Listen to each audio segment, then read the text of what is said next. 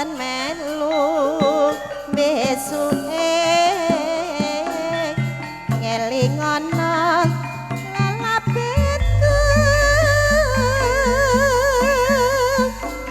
lan menembene saloka emane amang tansah damel cuwop niki ambene kencana paham priye bisa manggiya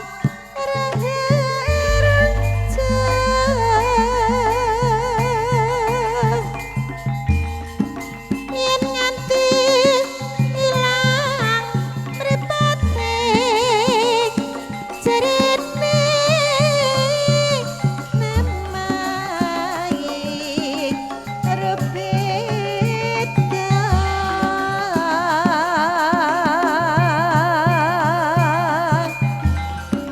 yen nganti tinggo wong seje besuke wis mah saben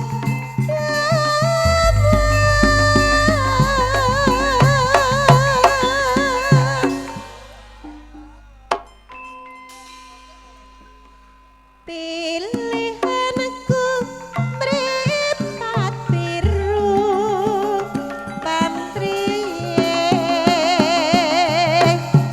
Presulistya ingkang warna yenakon isi atiku besuke peresanono ali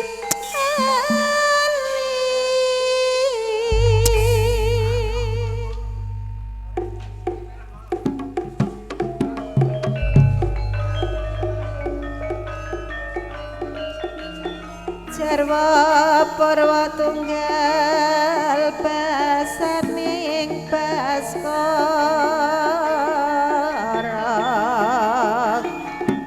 miwiti sedhep seneng katunggal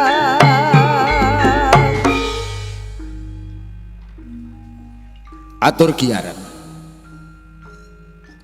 ngaturi sugeng siang sarta sugeng pepanggihan kalian kula warga ageng Sandiwara Ketoprak Wahyu Manggolo ingkang dipun pimpin panjenenganipun Bapak Mogol kanthi alamat Desa Tanjung Sari Kecamatan Jakenan Kabupaten Pati Bumi Minatani.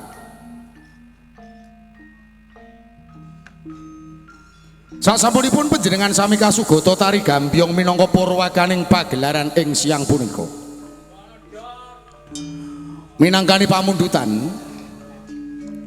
keparenga ing siang menika kula warga ageng Wahyu Manggolo badhe nyegahaken cariyos pamundutan ingkang mawi ira-iraan. Menak Jinggoleno seri pirangan Damar Wulan Ngeratu. Dalang sarta pendapuk katindakan Roko Mas Anom Suharyanto. Asisten sutradara katindakan Adimas Eko Pranoto.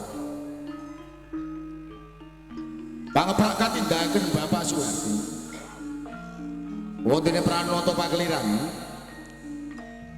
Dipun tindakan Adimas Suyono sakonco.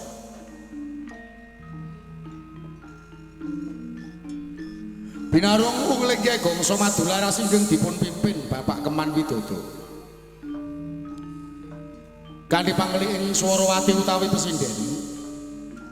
Katindakan Ibu Sri Murtiningsih saha Ibu Suparyani. Pranoto Gending katindakan Adimas Hadi Prayitno. Wontene Wiraswara dipun tindakan Bapak Miranda saha Dimas Bagus Edi Mahesa. Musik campursari Katindakaken Adimas Ari Semprul Raka Mas Edi Watono sarta Adimas Udin Galdowo.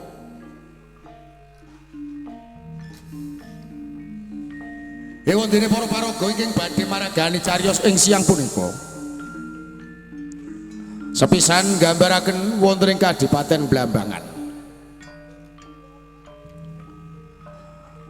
Adipati Wuru Bisma Minak Jinggo dipun paragani Bapak Begek Ari Warsito. Angkat buta katindakaken Raka Mas Judek Prakoso. Angkut buta dipun paragani Adimas Abdul Sutopo. Dayun Bapak Etul Kiem katindakaken Adimas Abi Rojali. Wontene para prajurit karamekaken para seniman Bagus Wahyu Manggolo.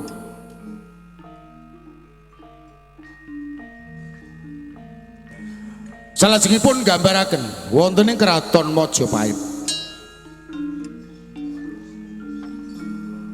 Juwita Ratu Kencana Wungu dipun paragani Nimas Menik Widyawati.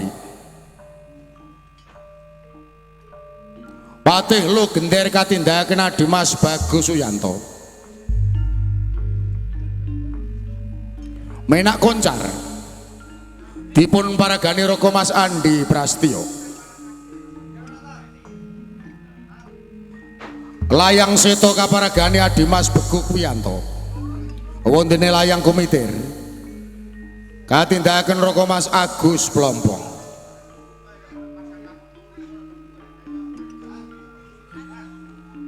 Salajengipun gambaraken wonten ing Paluwombo. Sentanumurti dipun paragani Raka Mas Anom Suharyanto. Palupi katindakaken Mbak Ayu Sri Poncowati. Wondene Damar Wulan kaparagani Adimas Bagong Sutrisno. Anjasmara dipun tindakaken Nimas Diah Maharani. Waito katindakaken Nimas Uut Sutriana. Wondene Puyengan kaparagani Nimas Tata Wulandari. Repat utawi dagelan ingkang badhe nglipur manah panjenengan sami. Katindakaken trio pelawak Wahyu Manggolo. Cak Sendor Adimas Rokim sarta Bapak Mogol. Mban katindakaken Siciu Arum Somplak kabiyantu Sisowak Indah Kalola.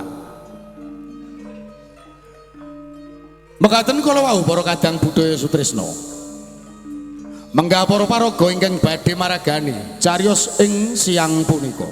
Kita sagutrah kulawarga ageng Wahyu Manggolo namung ngaturi sugeng lenggah sarta sugeng apreksani ngantos titi purnaning pagelaran. Nuwun.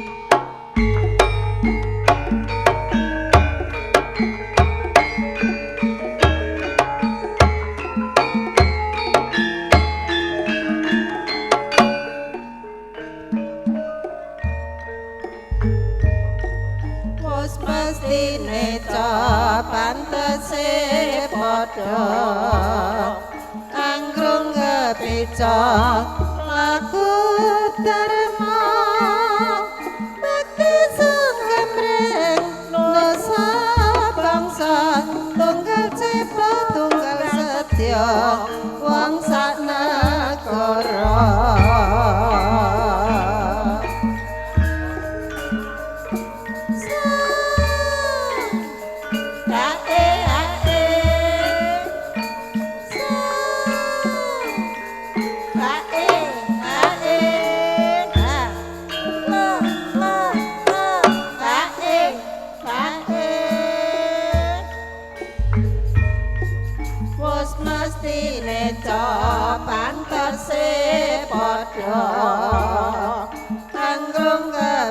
Nalika lagu terma bakti sungkem nusa bangsa tunggal cipta tunggal setya wong sak negara.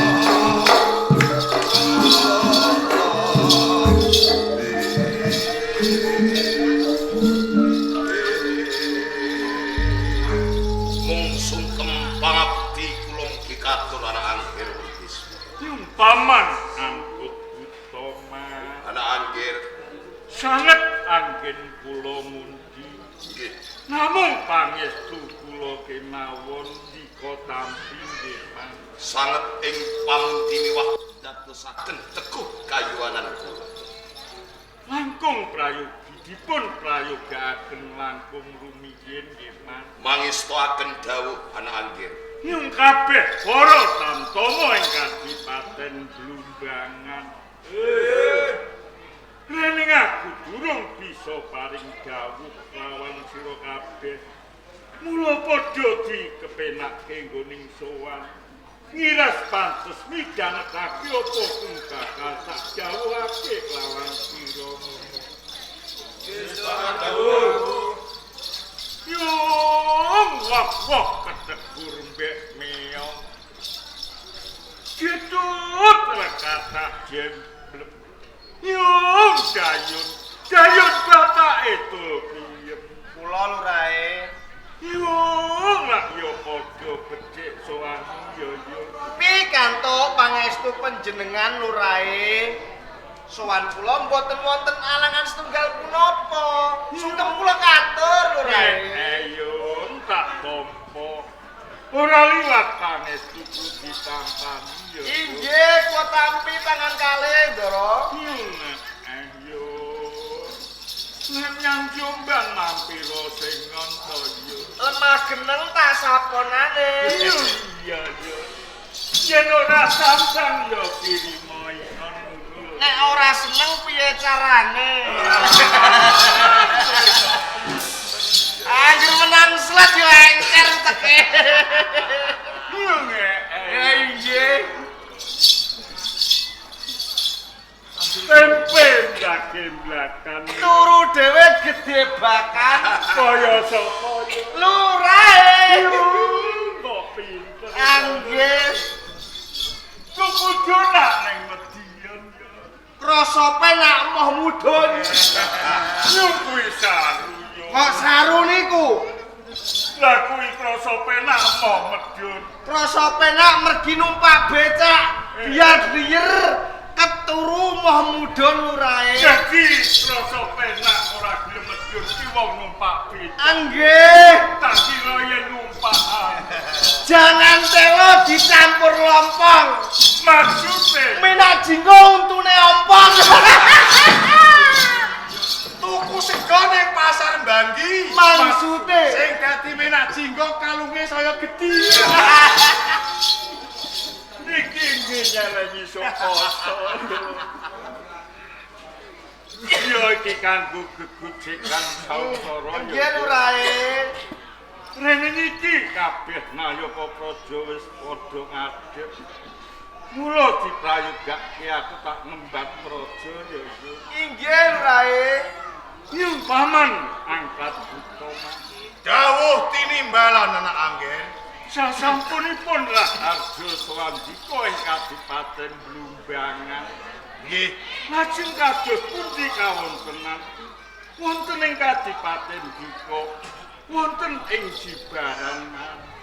Anak angger wuru Bisma ki minak jinggo. Inggih. Mbok menawi pikantuk berkah saha pangestu panjenengan.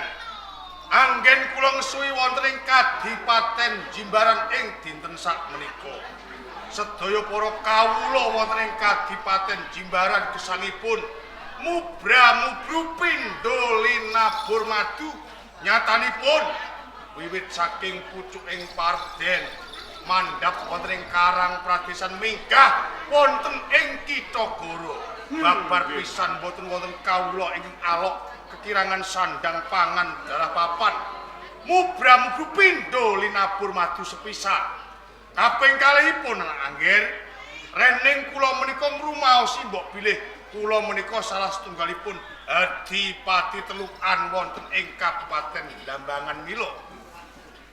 Rikala semanten kula sampun paring dawuh dumateng para kawula wonten ing Kabupaten Jimbaran ingkang supados saweka ing gati samekta ing diri sedaya kala kangge mawekani mbok menawi sak wanci-wanci Kabupaten Blambangan mbetahaken sabiyantunipun kawula wonten ing Kadipaten Jimbaran. Yung nelaken gum ing panuwun man. Nggih. Dening kawula ndika wonten ing Jimbaran. Ugi tansah nyengkuyung dhateng bot karepotanipun Kadipaten Blumbangan. Mekaten inji anak angger. Yung ndika paman angkut utama. Anak angger wuru Bisma. Lajeng kahanan ing Kadipaten Dika Gunung Lancip kados pundi. Hayem tentrem gemah ripah loh jinawi. Kertoto titilan Raharja. Bebasan boten kirang sandang pangan kuin buga. Menika ngenani panggesanganipun sedaya para kawula. Awit gen kula ngesuwi minangka dadi adipati. Menika boten ban sindhe ban siladan dhateng kawulanipun. Kanthi nyatanipun kula saged nyipta kanthi negara sak adil-adilipun. Malakapara anak angger Bisma Minaji.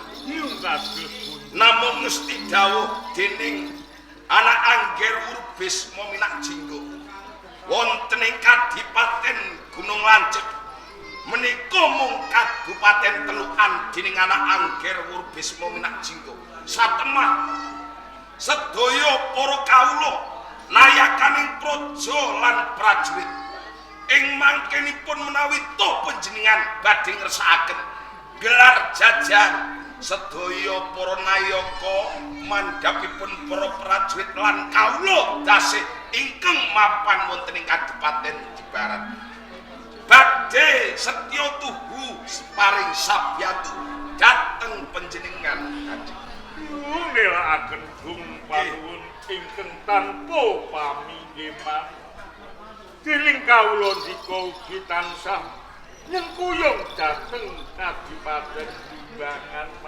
niki kajawi saking menika paman angkat buta lan angkut buta niki estunipun saling manah kula senajan sampun gesang mukti ngawibawa wonten ing Kadipaten Limbangan nanging kula raosaken kalamun to dereng saged kelampahan panjangka kula garwa kalian Dyah Ayu Suba Siti nggih senana Kencana wungu.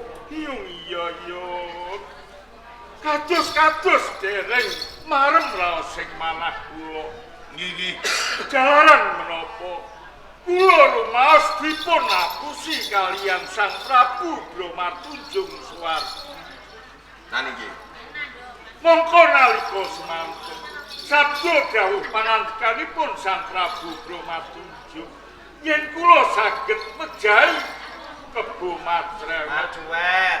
iya menika badhe dipun dhawuhaken kalian Suba Siti nggih senana nanging nyatanipun dos pundi Sang Prabu Bromatunjung Suwardi menika ngoncati weca mlenjangi janji mila ngantos kula mbalela tuwuh perang Blumbangan kalian Majakuwit ngantos kalenggan nika dereng wonten karampungan senajan kasilep sawetara Mas nggih mila saking menika nggih Mas kula badhe nglajengaken lampah mergi Majapahit kalenggan menika kula umpamekaken sapi utawi macan ingkang sampun ompong kados dene sinten kathah saka guru ing kraton Majakuwit ingkang gugur ing Palagan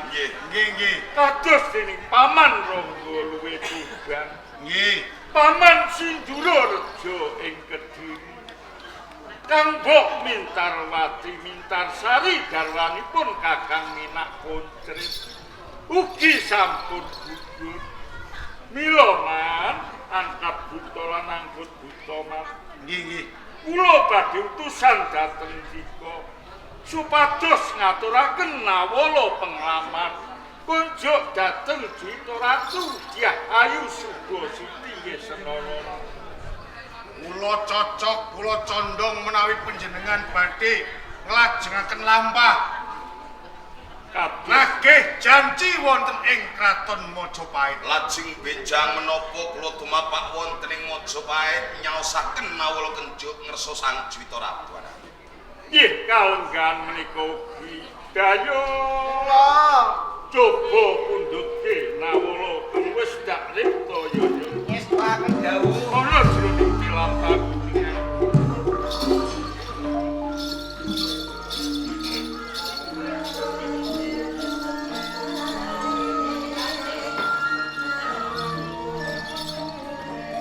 Monggo lurae.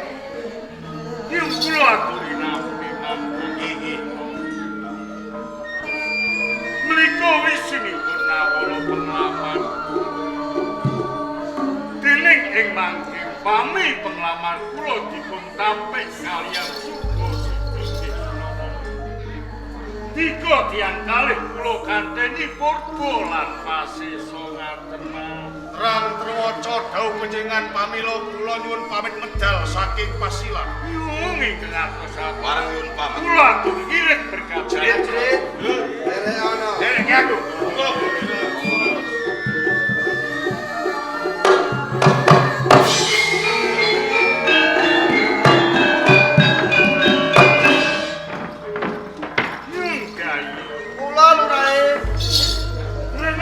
Ora ora ketemu bawang karo aku wae kolam. Inggih, Ayo derekno mancing ning taman. monggo kula derekaken lurae.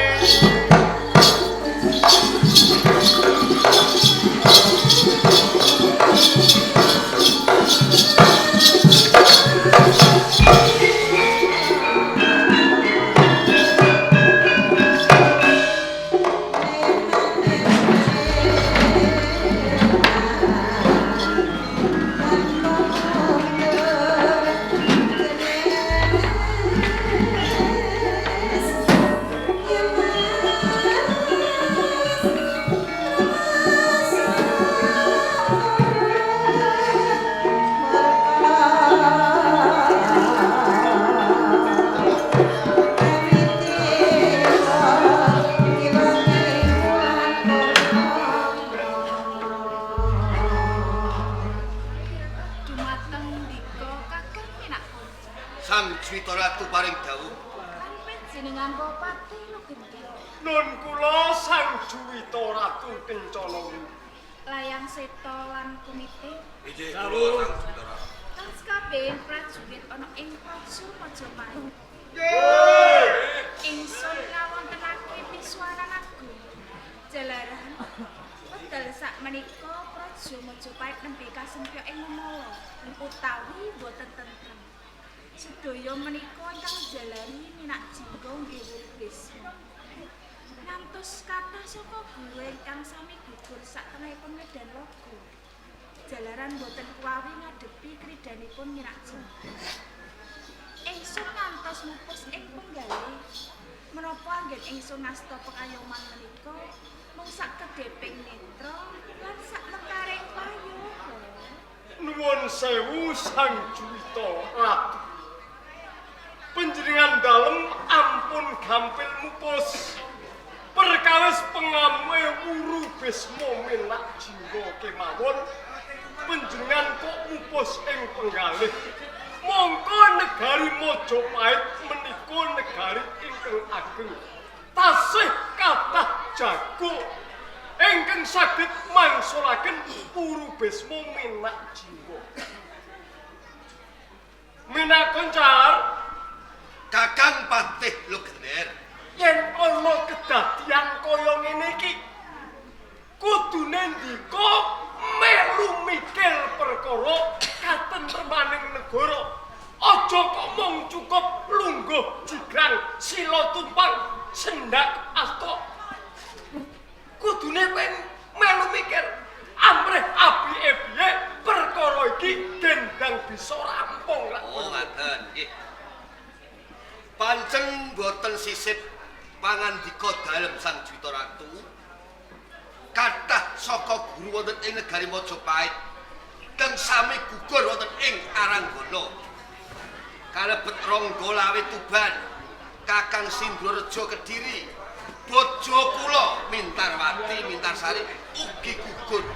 Mila kanthi menika Kakang Patih Lugender kangge mbetengi Praja Majapahit kedah dipun wontenaken pilihan Senopati. Pilihan Senopati. Nggih, Ah, kesuwen. pripun mo? Matur nggih. Dadak milih Senopati, Bapak Koncar. Raton Majapahit menika sampun geger. Yen panjenengan menika badhe milih salah sawijinipun Senopati, siji baka siji. Menika kadamel Majapahit enggal brubuh, Pak. Laras paman. Ya, ya. Menawi mirang mangke milih siji baka siji dina pirang dina sasi pirang sasi. Mangke niku tartamtu meni palunggahan wonten ing Blambangan badhe kecak perang ketemu Majapahit. Sapunika ugi kemawon nggih ngaten lho. Lu wong anakku bocah cilik-cilik wis esok mikir kok Cat. Wong kowe wong tuwa kok ora duweni pamikir sing lantip. Niku mung kangge usul menawi dipun tampi, menawi boten nggih boten menapa-menapa. Boten sangangge milih Senopati nggih, Mo. Cukup anak layang seto layang militer sing Jwita Ratu. Joge, Mo. Niku pun saged ngrampungi perkawis ning Majapahit. Oh. Yen boten percaya anak kula niku katiasane mangedap-edap dibedhek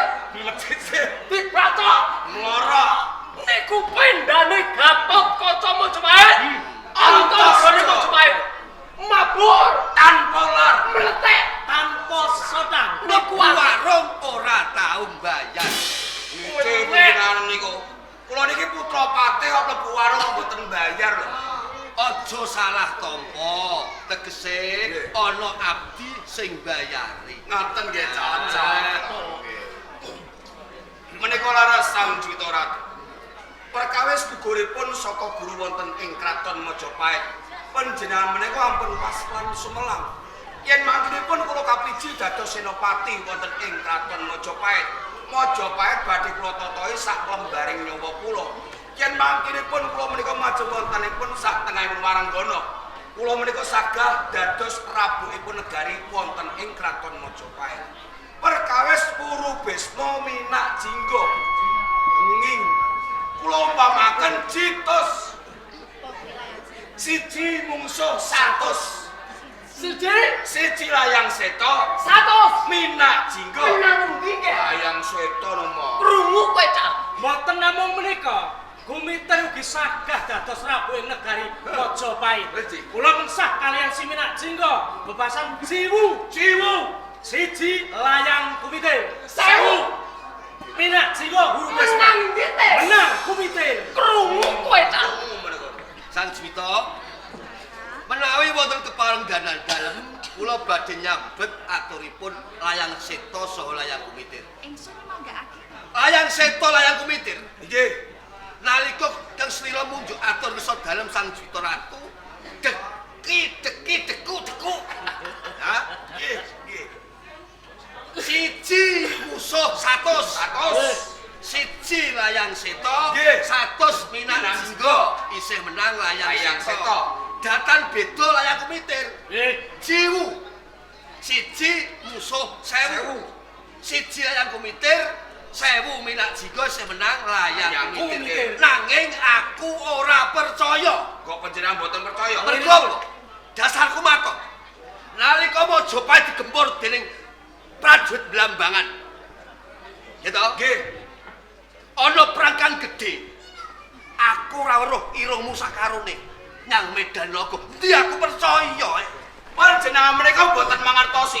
Yen kula menika wonten satengahipun Waranggana. Ora. Lho. Kula niki Gatotkaca wonten ing Kraton Majapahit.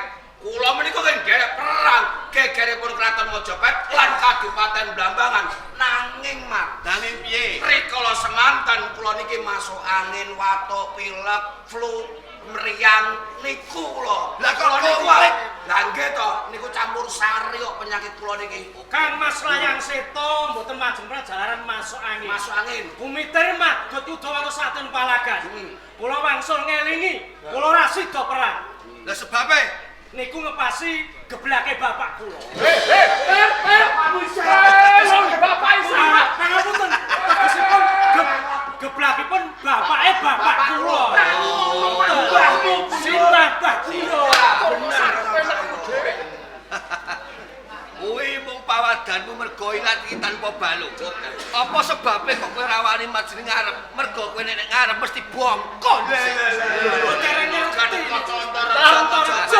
Ajre mati, wedi mati mbok. Kowe iki aja ngino anak-anakku, Cat. Terus mo. Yen kowe ora percaya goleke musuh ning Majapahit. Boten.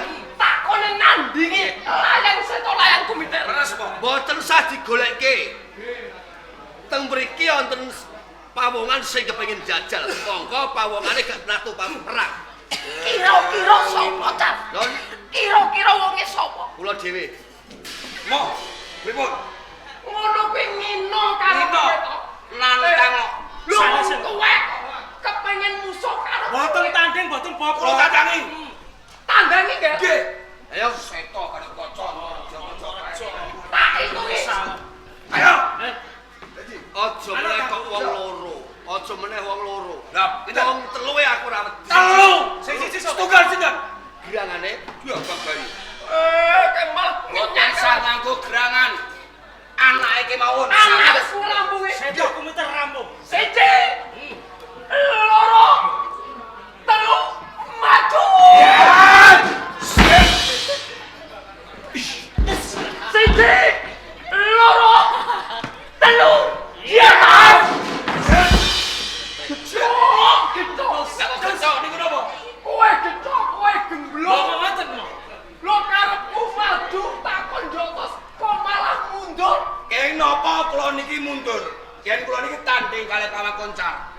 isin. Isine Lah iki to, mawon nek kula niki menang mboten kondang, kalah andeder wirang. mergo Musuh karo wong tuwa. Musuh wong tuwa. Tuwa ge musuhe tuwa. Terus tuwa musuhe tuwa. mau musono sapa to? Panjenengan. Aku mau musono Gitu, kota. tuwa musuh tuwa. Nek ngono itu ki. Nggih. Ya. Siji, Napa? loro. Napa teng mriki sing ra ketok? Mriki mawon. Ben ketok ben didelok kok. Iki sing menang. Pengino karo aku. Siji, loro, telu. Ya. Ngono. Jurus balok. Jurus bangun. Tak totok lainnya tok tok tok. Bolong Loncat kabeh. bolong kelenger tangan. Siji, loro, telu. Ait. Napa mau? Jurus ular kobra. Ular kobra. Semprot. Picak mripate kondang. Siji, loro, telu. Sip. Iya, sip. Ya oke. Ngelimpe wanine. Banyak angkepe awake. Iya. Ijeh nomor apa-apa blok-blok nolah. Napa? Miso pol awake. Sampun kok. Akan jiran Nggih, nggih, nyuwun pangapunten.